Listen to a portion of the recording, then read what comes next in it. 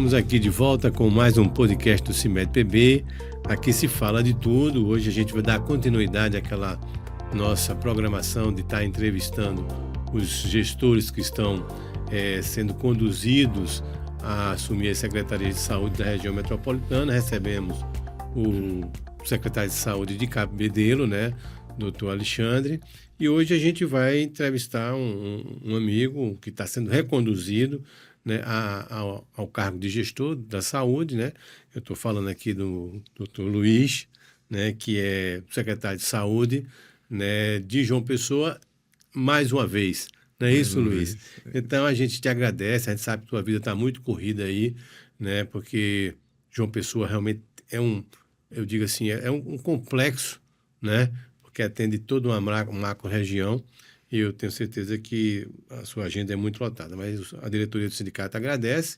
E aí, Luiz, pode ficar à vontade para saudar os nossos ouvintes, telespectadores do nosso podcast, que aí depois a gente vai aqui para algumas perguntas que você, com certeza, vai poder informar para a gente, né, como é que você pretende fazer essa gestão.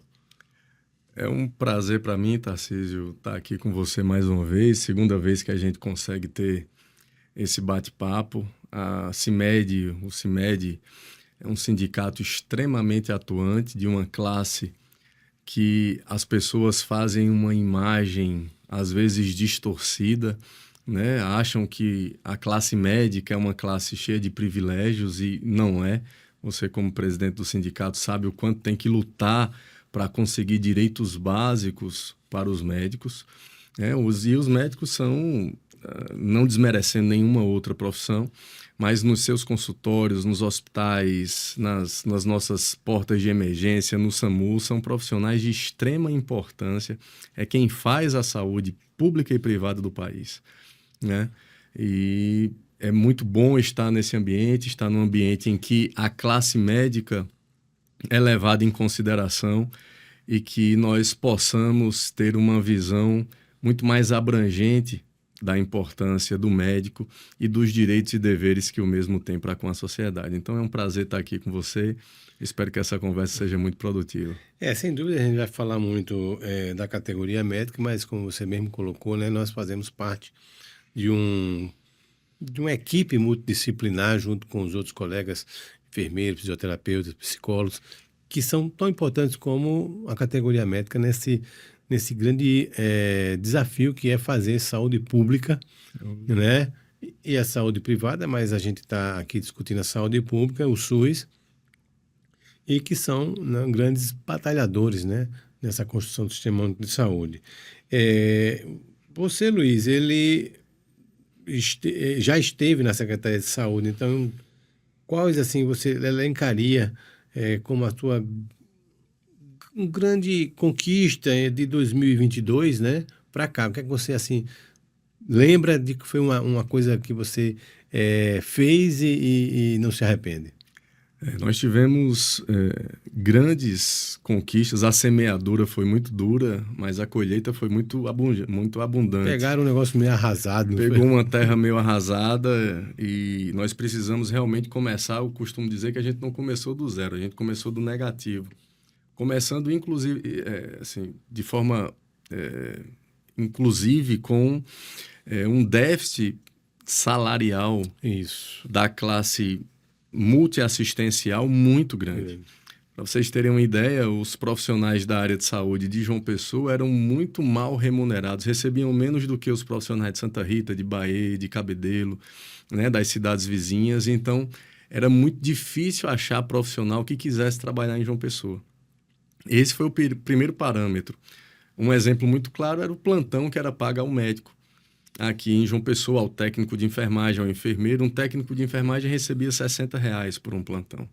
Um médico recebia R$750 por um plantão, muito aquém do que o Estado paga, do que as outras cidades pagam. Então, a primeira ação para a gente conseguir montar um corpo assistencial sólido foi tentar tirar essa defasagem salarial. E foi aí que nós conseguimos, junto com a coragem do prefeito Cícero, fornecer o maior reajuste da história da saúde de João Pessoa, que foi 33% em cima do salário base e 58% em cima do plantão extra, para todas as categorias, e esse foi um passo importante que onerou muito a nossa folha, é bem verdade, mas a gente não conseguiria fazer saúde se não tivessem profissionais, se não tivessem profissionais que quisessem atuar em João Pessoa. Então, esse foi um ponto muito importante para que se startasse tudo, né? Então, daí para frente, nós tivemos grandes conquistas. Para você ter uma ideia, Tarcísio, nós tínhamos 60 unidades de equipe de saúde da família, 60. João Pessoa hoje tem 210 unidades. Nós tínhamos 60 unidades sem médico. 60 unidades sem médico. Cada médico é responsável, cada equipe é responsável por atender uma média de 4.000 pacientes. Então, só com esse quantitativo de equipe sem médico, 240 mil pessoas não tinham um PSF para chamar de seu.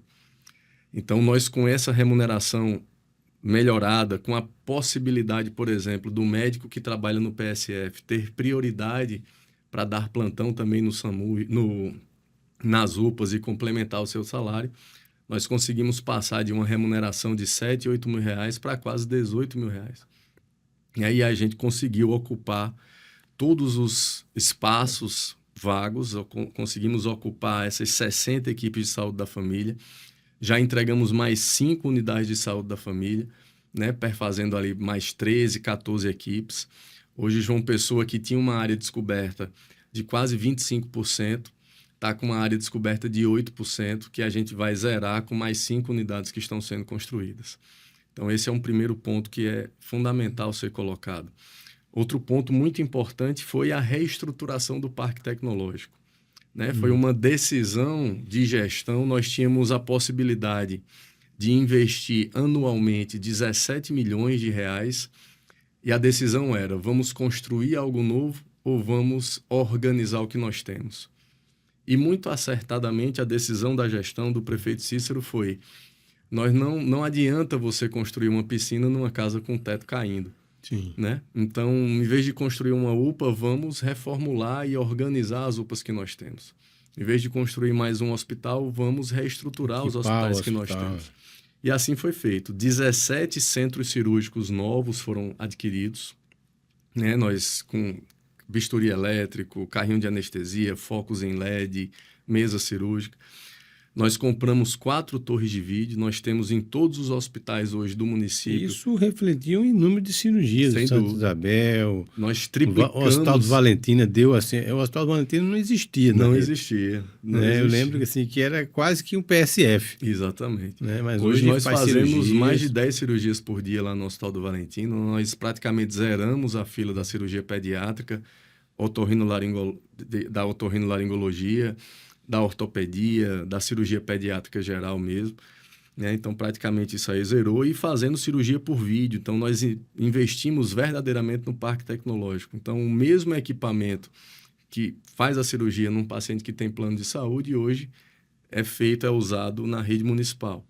E aí compramos coisas básicas, sabe, Tarcísio, que não eram compradas, como leito hospitalar, como escadinha, como tensiômetro, estetoscópio, né? Coisas básicas, oxímetro de pulso, coisas básicas que precisavam, não dão grandes holofotes, não fazem muito barulho, mas fazem uma diferença tremenda na vida das pessoas. Atenção do paciente, segurança. Então, essa reformulação estrutural, hoje mais de 70 unidades de saúde e prédios foram completamente reconstruídos, reestruturados.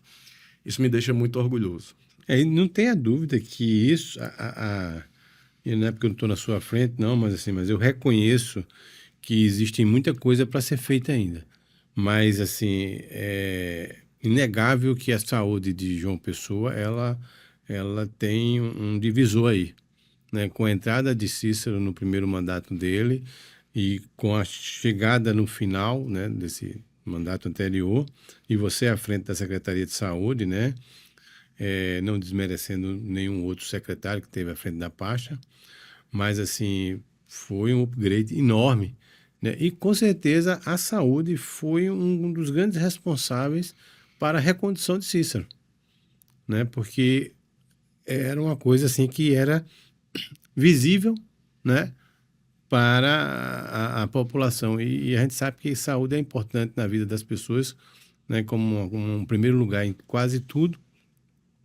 E aí a saúde de João Pessoa melhorou bastante, né, na gestão passada, e agora você está, vamos dizer assim, reconduzindo, né, esse time novamente, né, nesse novo mandato. Os desafios ainda são assim tão grandes como os primeiros, ou você acha que esses desafios eles permanecem? E qual seria assim a tua ideia de enfrentá-los? Não, eu sou muito otimista agora em relação aos desafios. Eu costumo dizer que nós pegamos uma casa muito destruída e hoje nós estamos começando uma nova gestão numa casa muito mais organizada. Porque você sabe que a cobrança agora vai ser maior, né? Vai ser maior. Mas agora a gente consegue fazer perfumaria, eu costumo dizer. A gente consegue sair do básico, que o que eu queria no início era, por exemplo, no ortotrauma, tirar ele das páginas policiais. Sim. Eu queria tirar o paciente do corredor. Então, o meu objetivo inicial naquele hospital, por exemplo, era que os pacientes não ficassem em papelões, em cima de caixas de madeira, tomando soro, como eu vi na primeira vez que entrei lá. Então, esses desafios que pareciam e eram obrigações, né, você não ter paciente em corredor no hospital, eram muito assustadores. Como é que eu vou conseguir fazer isso? Hoje eu desafio você ir no ortotrauma e ter um paciente no corredor, porque não tem leito na enfermaria. Não existe mais isso. Nós operamos muito mais, agora os leitos têm ar-condicionado, então a gente deu uma estrutura muito melhor. E agora os desafios são fazer o a mais. E, assim, e o diretor do Hospital do Trauminha, né, o doutor Alexandre, assim, fez um trabalho tão bom, e ele aqui, inclusive, reconheceu que foi com a sua ajuda, com a ajuda de Cícero, né, e que tanto é que ele foi chamado para Cabedelo. Ou seja, são quadros que vão sendo formados e foi para um desafio maior, que é uma Secretaria de Saúde, né, mas assim, a gente tem certeza que vai ser um sucesso se ele conseguir montar a equipe que ele planeja. Tenho certeza que ele é um cara muito proativo e eu tenho certeza que ele vai fazer um grande trabalho lá. Então, os desafios hoje, Tarcísio, são muito mais palpáveis, sabe? Eu gostaria muito, a gente vai falar sobre isso, mas é um legado que eu gostaria de deixar. O plano de cargos, carreira e remuneração da saúde como um todo é um desafio que eu nem pensava há 2, 3 anos atrás, por tanta emergencialidade que existia, então era uma coisa que ficava em segundo plano e hoje eu posso me debruçar realmente sobre isso, né? E aí, cada vez mais melhorar as condições de trabalho, melhorar o parque tecnológico, ofertar serviços adicionais, tudo isso a gente hoje consegue pensar de uma forma muito mais palpável do que outrora, do que no início da gestão. Então, eu acredito que esse segundo mandato do prefeito vai ser muito melhor do que o primeiro. A velocidade é outra. Né? A velocidade é outra. Hoje, a gente consegue, para você ter uma ideia, quando eu entrei na secretaria, um processo licitatório de compra demorava 1 ano. Então, eu começava o processo em janeiro para comprar em dezembro. Quando chegava em dezembro, o preço de janeiro não era mais o preço de dezembro. As empresas não queriam entregar. Era uma série de complicações que nós tínhamos para gerir essa máquina pública, que é o 3º maior orçamento do Estado. A gente só perde para o Estado da Paraíba e para a Prefeitura de João Pessoa, mas nosso orçamento é quase igual ao orçamento de Campina Grande. Né? É 1,5 bilhões de reais. É muito assim. Então, hoje nós temos uma velocidade completamente diferente. Hoje os processos licitatórios demoram de 3 meses a 4 meses no máximo. Hoje não falta mais remédio. Hoje a gente tem a nossa CAF completamente abastecida e a gente realmente está podendo pensar em fazer serviços outros que outrora não seria possível fazer. Apostar no servidor, né? no trabalhador da saúde, né? Como um elemento fundamental para que a máquina funcione. Porque eu sempre digo assim, não adianta você ter um grande hospital se as pessoas que estão lá dentro estão insatisfeitas, né?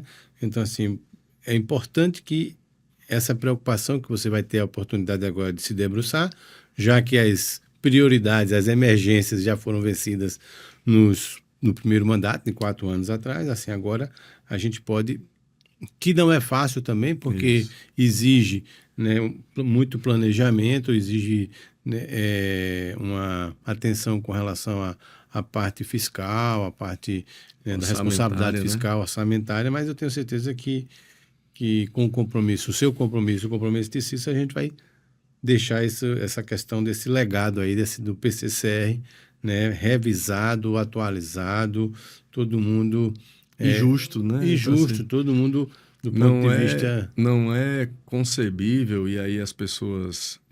eu estou sempre falando muito da parte médica, porque você é um representante da classe médica, mas de uma forma geral.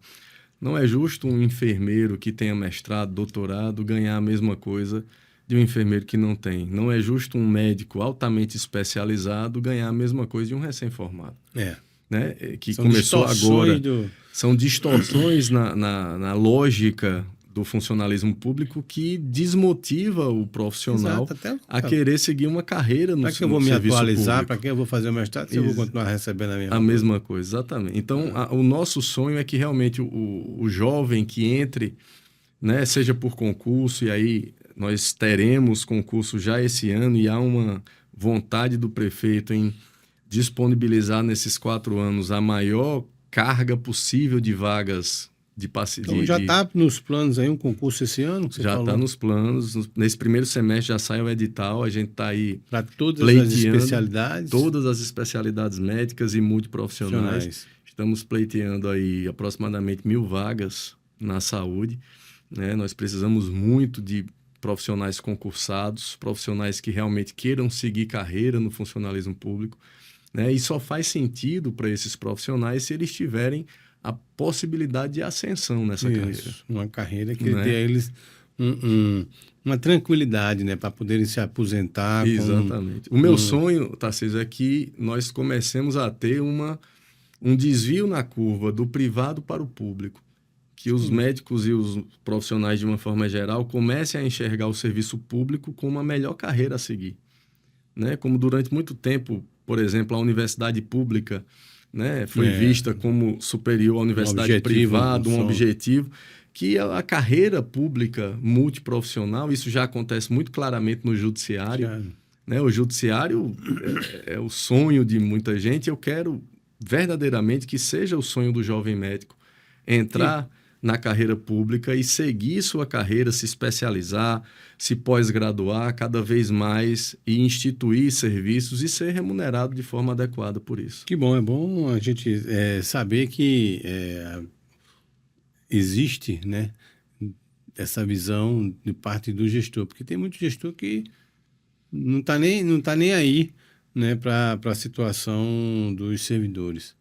Né? E ele não sabe né, que se ele tiver servidores, né, jogando com ele no mesmo time, vai ficar muito mais fácil para ele. Né, a chance de ganhar é bem maior. De ganhar o jogo é muito maior. Sem dúvida. A atenção básica ela é fundamental, né, na nossa saúde, né, na estrutura da saúde do município. Você falou hoje, agora, que ainda não temos 100% de cobertura, mas em breve teremos, até porque a gente vai ter um concurso e tudo mais. Mas, assim, como fazer com que unidades básicas elas funcionem? Porque existe uma dificuldade grande. Eu não sei, né, o que é que acontece, mas, assim, a população nunca está satisfeita com os atendimentos do PSF, né? O que é que está faltando? Está faltando uma melhor referência e contra-referência para fazer com que o PSF realmente funcione e esvazie a UPA, e quando a gente conseguir encaminhar esse paciente para a UPA, ele vá para a especializada e faça o exame com rapidez e tenha a sua cirurgia marcada. Qual é o que é que está, assim, dificulta mais para que funcione? Um grande desafio que existia na atenção primária era encontrar profissionais vocacionados para a atenção primária. Né? Então, a atenção primária, durante muito tempo, ela era um campo de trabalho ou de recém-formados, né, que queriam fazer outra coisa e estavam ali só com uma passagem, ou de médicos que já estavam no fim de carreira, se aposentando, e que iam ali porque não queriam ficar ociosos em casa. Então, nós tínhamos uns extremos na atenção primária que utilizavam aquele ambiente como um ambiente passageiro. Né? E é muito difícil criar vínculo, estabelecer prioridades, quando o profissional que está ali, ele não quer estar ou vai ficar por pouco tempo. né? Esse perfil vem mudando com as residências médicas de medicina de família e comunidade. Né? Nós temos mais de 20 médicos residentes por ano sendo formados aqui. Na rede de João Pessoa, como campo de estágio, tem quantos médicos desses residentes? Hoje nós temos aproximadamente 20 vagas, medicina de família e comunidade. E aí você soma a UFPB, a Prefeitura, a Secretaria Municipal de Saúde, a Unip, que também tem uma residência, a FAMEN, que também tem uma residência. Mas temos uma média de 20 médicos de família e comunidade se formando anualmente, né, já aqui em João Pessoa. E com raríssimas exceções, só quando realmente o médico quer ir para outro lugar, não existe o aproveitamento desses médicos. Então, esses médicos eles são quase todos aproveitados na nossa rede. E aí nós começamos a atuar com um profissional de perfil diferente. Um profissional que a especialidade dele é aquela. É ali na medicina de família e comunidade. E aí hoje a gente consegue cobrar, por exemplo, que 80% das coisas sejam resolvidas na atenção primária. Né? Ainda nós temos... João Pessoa tem 213 equipes de saúde da família. Né? A gente ainda tem muitos lugares onde não temos médicos com formação específica para aquele ambiente. Então, muitas vezes, encaminhamentos desnecessários, solicitações de exames que não precisariam ser muito solicitados. Exame, né, Luiz? Muito exame, muito exame mesmo. É uma coisa absurda. Uma questão, a gente fez um levantamento de 40 dias, quase 30 mil exames foram solicitados. E muitos, o pessoal nem vai buscar. Não, nem vai buscar e muitas vezes sem indicação. Sem né? indicação, resultado... Sem indicação. Você como ortopedista, Tarcísio? Anestesista. Trabalho com ortopedista. Trabalha muito. Muito ortopedista. Mas você, como anestesista, sabe que nem toda lombalgia é hérnia de disco e precisa de uma ressonância nuclear magnética. Né? Então, lombalgia chegou dizendo que está com dor na coluna, muitas vezes uma ressonância era solicitada de cara. Né? E com essa... Por isso que a formação médica é muito importante. A formação médica evita muitos gastos desnecessários.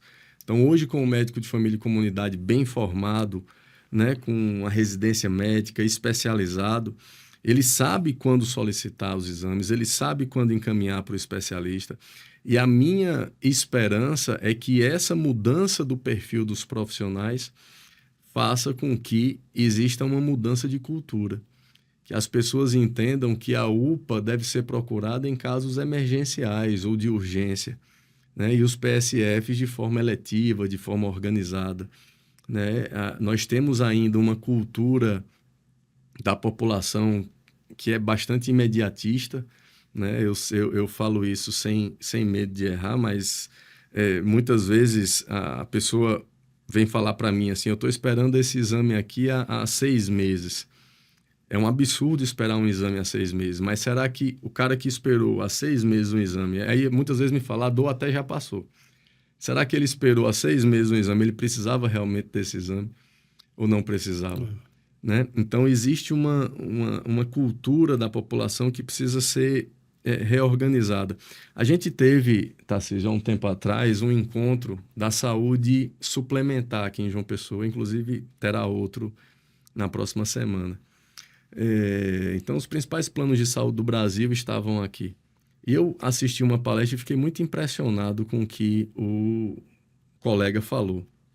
Ele era um grande especialista em saúde suplementar, em saúde pública no mundo todo. Ele disse, na Inglaterra, você quando vai ao médico, o médico passa uma ressonância para você e você sai com uma marcação para daqui a 4 meses, o inglês ele entende que se ele vai fazer daqui a 4 meses, é porque ele pode esperar 4 meses para fazer o exame. Quando ele chega e precisa de uma ressonância de urgência e emergência, o médico solicita de urgência e emergência e ele entende que ele precisa fazer rapidamente. Então, existe um entendimento da população em relação a isso. Né? Então, tudo isso é cultural. É educação. É educação que eu acho que a gente só vai conseguir realmente transformar com o tempo e com o aumento da credibilidade do serviço público. Né? Perfeito. Falando da atenção especializada, né, e você não mencionou, mas eu faço questão de registrar, né, que uma grande conquista do governo Cícero, né, e sua foi o Hospital Santa Isabel se tornar uma referência na parte de cardiologia, né, intervencionista, com hemodinâmica funcionando, né, fazendo diagnósticos, né, e fazendo as angioplastias, né, ali na hora. Quer dizer assim, foi uma coisa um ganho muito grande para a saúde de João Pessoa. É um hospital de referência do SUS. Né? Mais de 4 mil pacientes foram beneficiados. Exato. Então, Mais assim, de 4 mil cateterismos já foram feitos ali. Então, isso é fundamental, assim.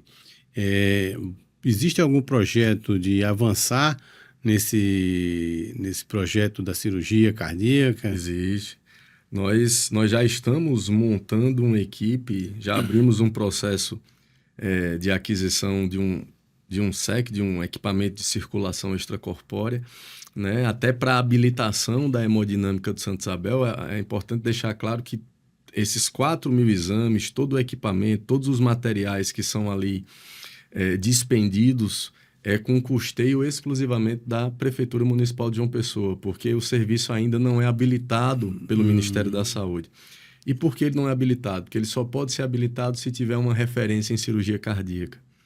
Né? Então, nós estamos montando uma equipe de cirurgia cardíaca para o hospital, né, para que a gente possa começar a receber da nossa hemodinâmica e ajudar e resolver definitivamente os casos que precisem de cirurgia. Então, isso muito em breve, ainda esse ano, nós teremos cirurgia cardíaca no Santa Isabel. E já demos também entrada, inclusive o pregão já está marcado para a aquisição de mais um equipamento de hemodinâmica, que vai ser colocado no Hospital Geral e do Câncer. É um antigo pronto-vida, né, porque nós já temos toda a estrutura, existia uma hemodinâmica antiga lá, então nós já temos toda a estrutura montada e a nossa visão é nos tornarmos também independentes em relação ao tratamento das patologias vasculares periféricas, né? Então, não só tratar de forma endovascular as afecções cardíacas, mas começar a tratar as tromboses arteriais venosas lá no Hospital Geral e do Câncer, também com hemodinâmica específica para isso. Então, a gente espera que tanto a cirurgia cardíaca, que é a patologia ainda que mais mata no mundo, né, a doença vascular, como a vascular periférica, sejam totalmente supridas pela rede própria de João Pessoa, sem necessidade de contratação da rede complementar.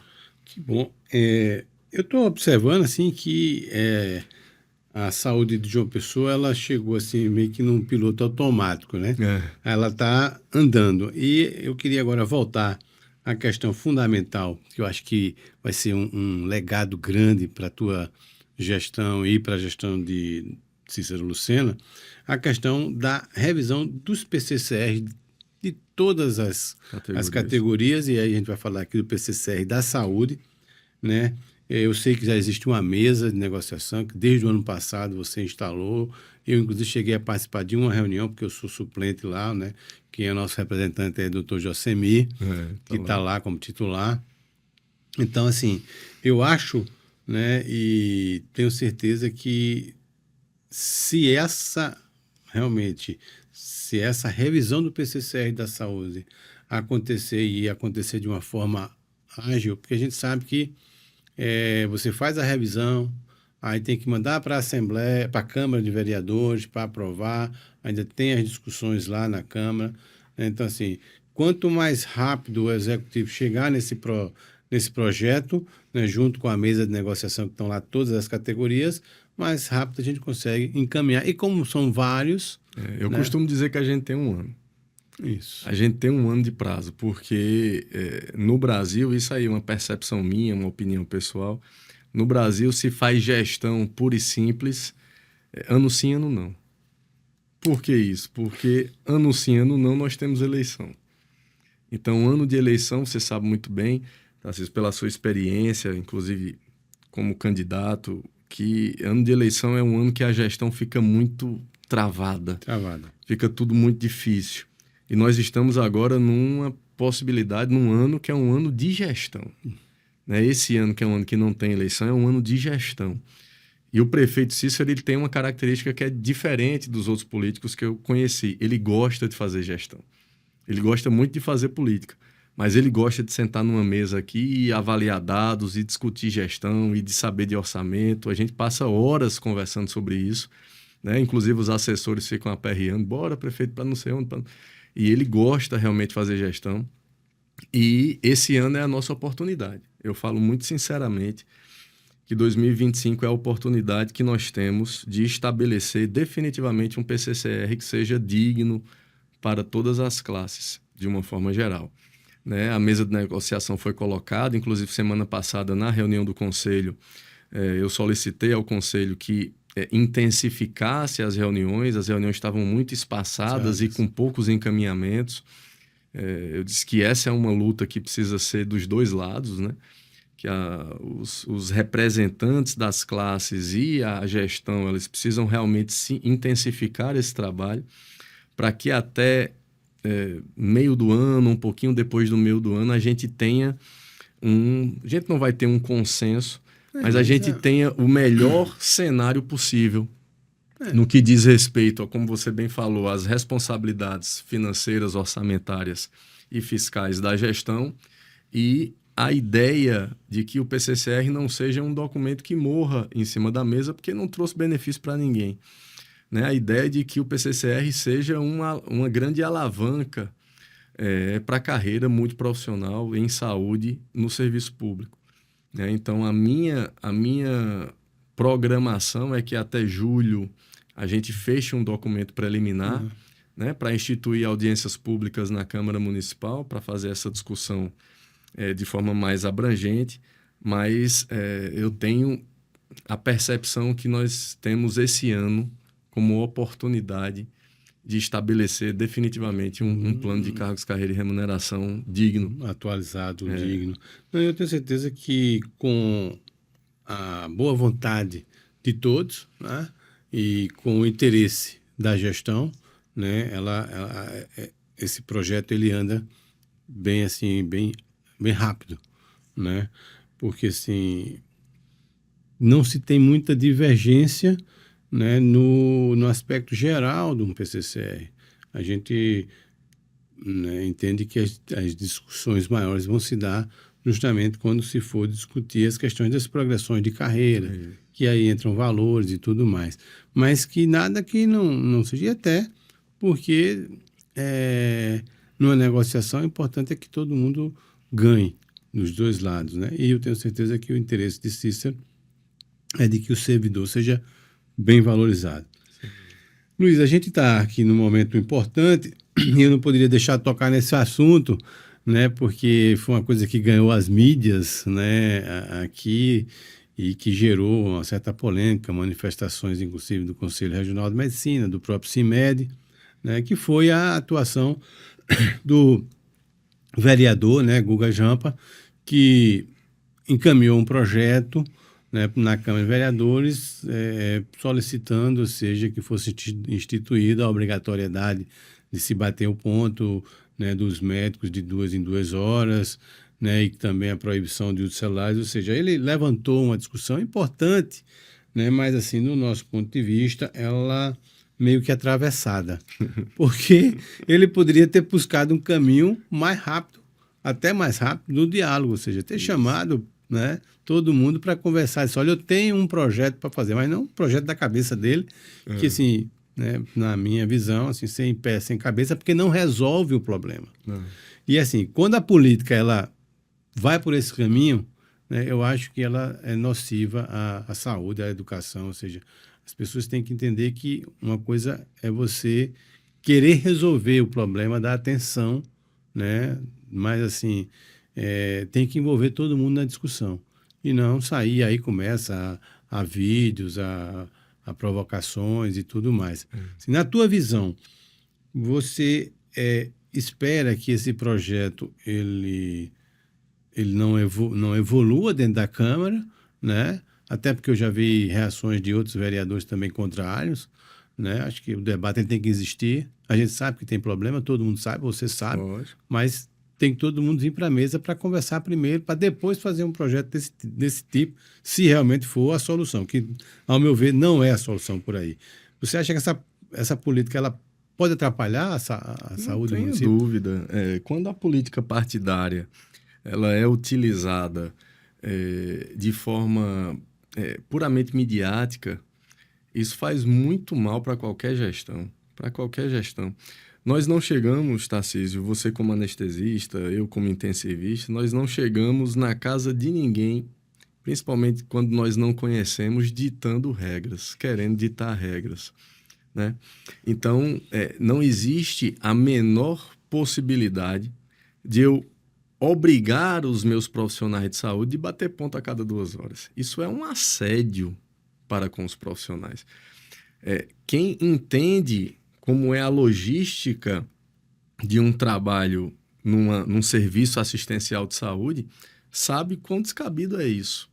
Né? Você imagina, você como anestesista, quantas e quantas cirurgias você já participou que ultrapassaram 2 horas de duração? Passaram até o horário de plantão. Você invade o plantão seguinte. Então, imagina você como anestesista tendo que sair a cada 2 horas do centro cirúrgico para bater o ponto.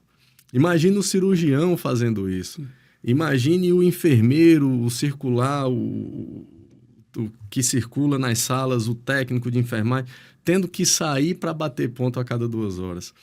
Então, nós não somos contrários. Inclusive, nós temos diversas formas de avaliação qualitativas, quantitativas, de cobrar a presença e a qualidade dos atendimentos, não só dos médicos, mas da equipe multiprofissional como um todo.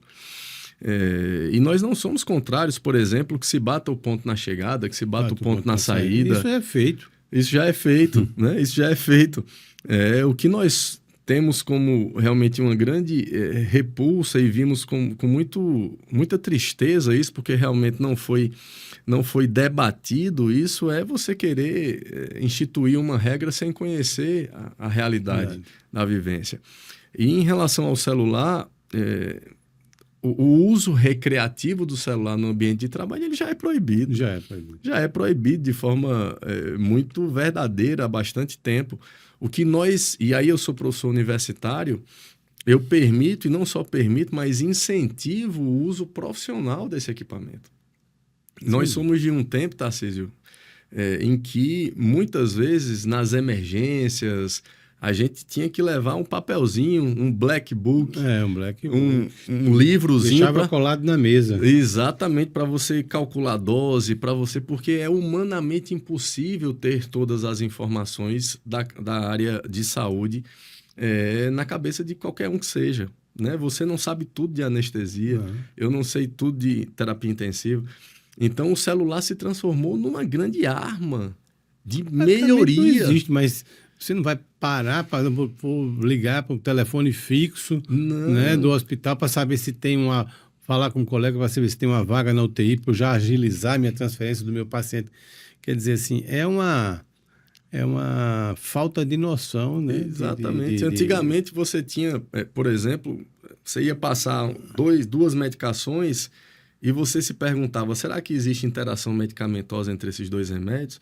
E muitas vezes, na dúvida, você deixava de passar ia consultar depois em biblioteca, em livros, para depois falar com o paciente. Hoje você consegue na palma da mão.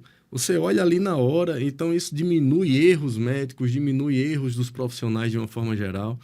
Então, o uso do celular de forma profissional, ele é estimulado pela gestão. Enquanto eu for secretário, ele continuará sendo estimulado pela gestão. Eu quero que os meus médicos utilizem o celular mesmo para ver os scores quando precisar, para ver as doses quando precisar, para conversar com outros colegas, para tirar dúvida ou para debater um caso. Como na vivência médica a gente sabe muito bem que isso é possível e isso deve muitas vezes acontecer. Faz até uma videochamada, né? Uma videochamada. Então, é descabido você medir tudo com a mesma régua. Eu entendo a intenção do vereador, eu concordo com ele que nós precisamos fiscalizar. Eu não concordo, assim como o sindicato também não concorda, que nenhum profissional...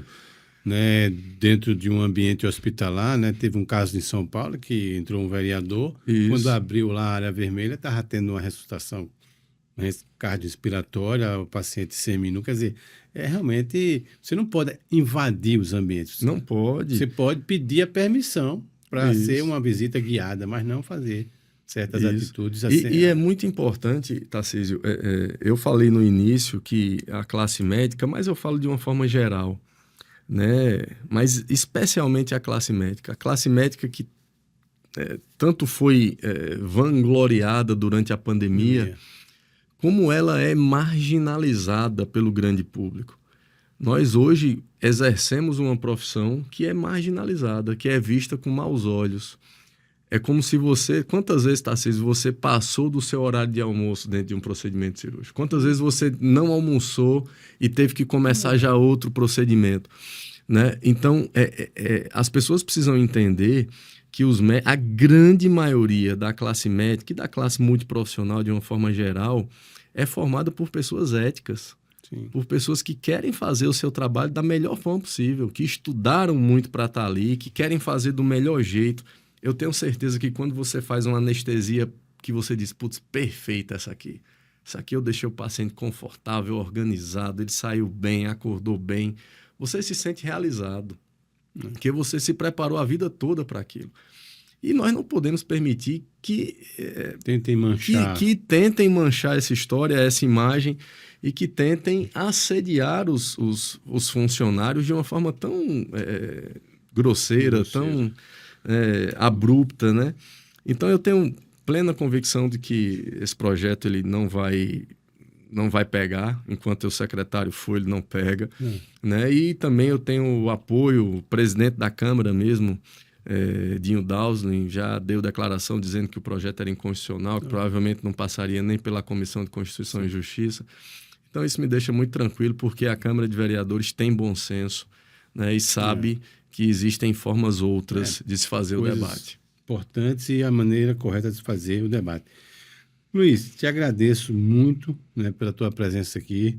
Sei que a gente vai ter muito trabalho, né? O Sindicato dos Médicos é um parceiro. Sempre que houver a necessidade e a oportunidade, a gente vai estar na mesa conversando, colaborando, em alguns momentos divergindo, mas na grande maioria das vezes tentando ajudar, né? Porque eu acho que o importante é que todo mundo dê a sua colaboração para que a gente tenha uma saúde de qualidade e a população seja a grande beneficiada, né?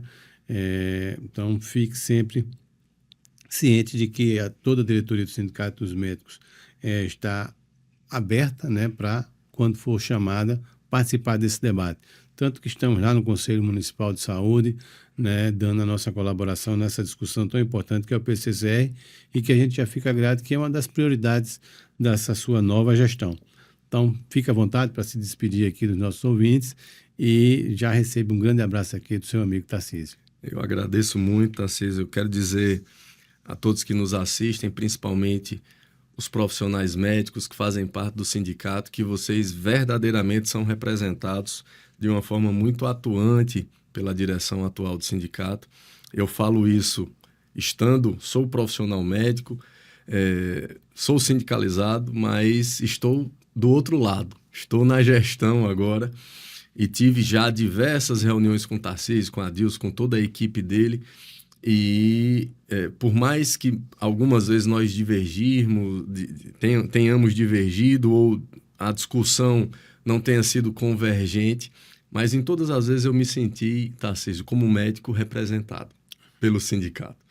E isso é fantástico, né? Uma classe que durante muitos anos foi meio que abandonada, né? A gente dizia, médico não consegue se agrupar para solicitar nada. Então, hoje nós temos um sindicato atuante. Eu dou o exemplo do adicional noturno, né? Que por conta de uma ação do sindicato foi a primeira categoria que conseguiu. A questão da RAM também, da né? RAM. Então, nós temos verdadeiramente um sindicato atuante. É um sindicato que quer melhorias, que não passa a mão em condutas erradas ou o médico inapropriadas. Ele tem que dar o exemplo. Eu acho que o médico ele tem que dar o exemplo da sua conduta, né? Para que a gente possa sempre ter essa linha, essa bandeira. E falar também da sua importância, da importância do sindicato, quando do reajuste que foi dado há 3 anos atrás, vocês brigando e querendo um pouquinho mais, querendo equiparar com as outras cidades. Então, dizer que eu fico muito feliz com a representatividade. Eu estou secretário, mas minha profissão é médica, eu amo ser médico, né? Então, hoje, nossa categoria, nossa classe tem uma representatividade muito atuante. E dizer que é um grande prazer estar sempre com você. Obrigado. Você é um grande amigo, um cara que eu, quando preciso, está sempre à disposição com sua experiência, com os anos de profissão que você tem. E eu espero que você continue contribuindo vamos continuar nesses próximos anos. Caminhada junto. Gente, muito obrigado por nos acompanhar aqui no nosso podcast, né? Não esqueça de nos acompanhar nas nossas redes sociais, no site, no Instagram, no Spotify. E estaremos mantendo esse canal. Acho que a próxima entrevistada aqui vai ser a secretária de Saúde de Bahia, onde a gente possa continuar com essa nossa rodada de conversas com os gestores atuais da saúde da nossa região metropolitana. Muito obrigado, fiquem com Deus e um beijo no coração.